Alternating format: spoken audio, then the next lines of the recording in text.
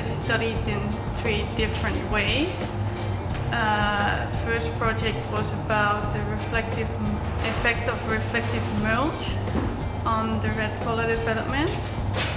Second experiment was about artificial shading with the hoodies, and the third one was about the effect of training system and the rootstock on the red color development.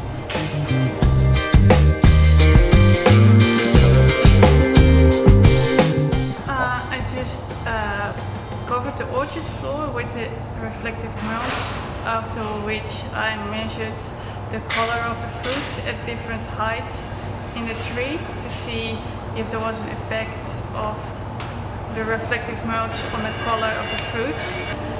Color in the bottom fruits remains lower compared to the fruits higher in the tree.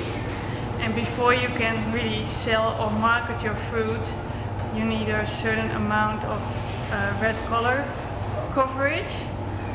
And we wanted to see if the reflective mulch has an effect on that as well. So that should make it more profitable for a grower. We didn't see any effect of the reflective mulch in the period we used it. It was short after full bloom and until I guess the first, just before the end of December. And I did also some light measurements to measure the amount of light which is reflected by the mulch. So I compared, because I of course had a control treatment, I just measured the light with the septometer, upright or upward and downward, to see how much light was reflected by the mulch, and that's really showing a difference between the control and the reflective mulch, but you don't see the effect of the amount of light reflected. You don't see it back in the color because we didn't find any significant difference, but the light measurements really show there's reflection of light into the canopy. We only saw different significant differences among the heights. The higher fruits had a significantly higher color compared to the fruits in the bottom and in the middle of the canopy.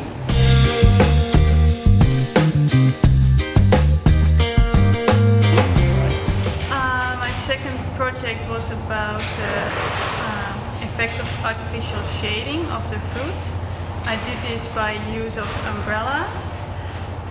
In this experiment I had 6 treatments, of course a control treatment, and 5 different treatments of shading.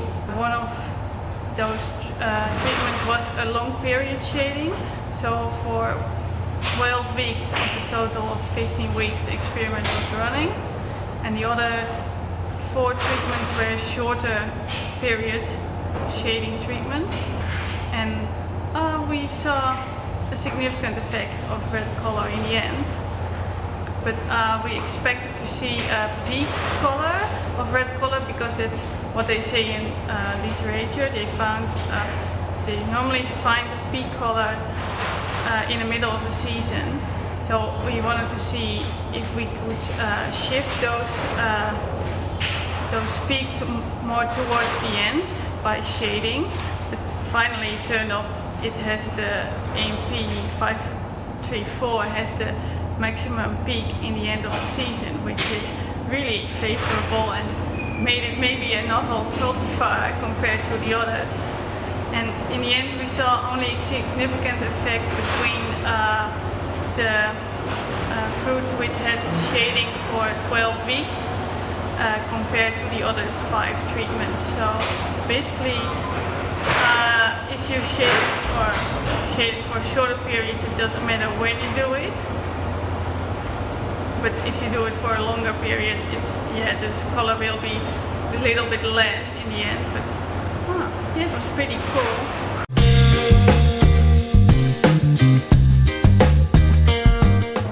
The third experiment, I investigated the effect of rootstock and training system on the red color development.